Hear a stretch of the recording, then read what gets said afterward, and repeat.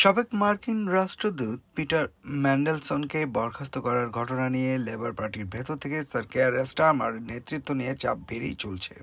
প্রধানমন্ত্রী যখন এই সপ্তাহে যুক্তরাষ্ট্রের প্রেসিডেন্ট ডোনাল্ড ট্রাম্পের রাষ্ট্রীয় সফরের জন্য প্রস্তুতি নিচ্ছেন, তখন লেবার এমপিরা প্রকাশ্যে ও গোপনে তার নেতৃত্ব নিয়ে হতাশা প্রকাশ করছেন। গত সপ্তাহে ক্লমবার্গের এক প্রতিবেদনে প্রকাশিত কিছু ইমেল থেকে দেখা যায় যে যৌন অপরাধের দায়ে দোষী সাব্যস্ত পেডোফাইল জেফ্রি অ্যাপস্টেইনের অপরাধ স্বীকারের পর তাকে সমর্থনসূচক বার্তা পাঠিয়েছিলেন লর্ড ম্যান্ডেলসন। এরপরই তাকে বরখাস্ত করা হয়। Labour backbencher Richard Burgon radio four's today প্রোগ্রামে বলেন, স্কটল্যান্ড, ওয়েলস ও ইংল্যান্ডের কিছু অংশে আগামী মে মাসের নির্বাচনগুলোতে লেবার খারাপ ফল করলে স্যার কেয়ার স্টারমার চলে যাবেন। এই কেলেঙ্কারি, যা ডেপুটি প্রধানমন্ত্রী অ্যাঞ্জেলা রেনারের পদত্যাগের পরপরই ঘটেছে, লেবার এমপিদের মধ্যে অনেককে প্রধানমন্ত্রীর সিদ্ধান্ত গ্রহণ ও ডাউনিং স্ট্রিটের সামগ্রিক কার্যক্রম নিয়ে আরও খোলাখুলি সমালোচনা করতে উৎসাহিত করেছে। যদিও বার্গেন দীর্ঘদিন ধরে স্টারমারের নেতৃত্বের একজন বামপন্থী সমালোচক, তার মন্তব্যগুলো লেবার পার্টির ভেতরের অসন্তোষের গভীরতাই তুলে ধরেছে। বার্গেন বলেন, আমি মনে করি যে এটি অবশ্যম্ভাবী যে মে মাসের নির্বাচনের ফলাফল যদি জরিপ অনুযায়ী হয় তাহলে স্টারমার তখন আর থাকবেন না।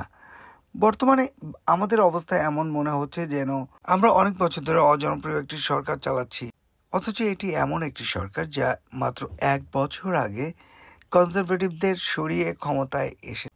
আমরা বাম দিক থেকে ভোট হারাচ্ছি, ডান দিক থেকে আসন হারানোর পথে রয়েছি। তার এই মন্তব্যগুলো লেবার এমপিদের সপ্তাহান্তের প্রকাশ্য ও গোপন ব্রিফিংয়ের প্রতিধ্বনি করে, যেখানে তারা স্যার কেয়ারের নেতৃত্ব নিয়ে প্রশ্ন তুলেছেন।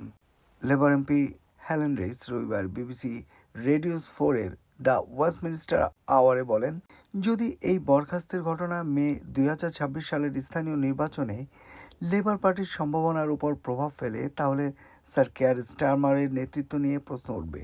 তিনি বলেন, নেতৃত্বের ধরন ও পরিস্থিতি আগের মতো চলতে পারবে কিনা তা নিয়ে প্রশ্ন উঠবে, তবে আমরা এখনও সেই পর্যায়ে পৌঁছিনি।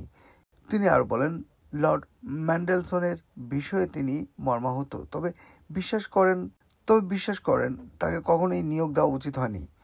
এই সপ্তাহে ট্রাম্পের রাষ্ট্রীয় সফর এবং মাসের শেষে লেবার সম্মেলন সামনে রেখে ডাউনিং স্ট্রিট এখন পুরো ইস্যুটি পেছনে ফেলে নতুন করে নজর কাড়ার চেষ্টা করবে। এই সপ্তাহে 1 in 1 out চুক্তির আওতায় প্রথম আশ্রয়প্রার্থী প্রত্যাবাসন ফ্লাইট ফ্রান্সে পাঠানো হবে।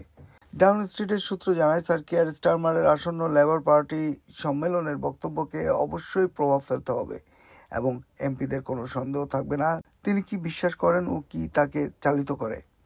তবে এটি পরপর দ্বিতীয় সপ্তাহ যেখানে প্রধানমন্ত্রীকে একটি কেলেঙ্কারির মাধ্যমে একজন উচ্চ পর্যায়ের কর্মকর্তার প্রস্থানের পর নতুন অধ্যায় শুরু করতে হচ্ছে। পার্লামেন্টের লেবার পার্টির মনোভাব এখন হতাশাজনক এবং গত 2 সপ্তাহের ঘটনাবলী এমপিদের উদ্বেগকে আরও প্রকট করে তুলেছে, এমনটাই আশঙ্কা করা হচ্ছে।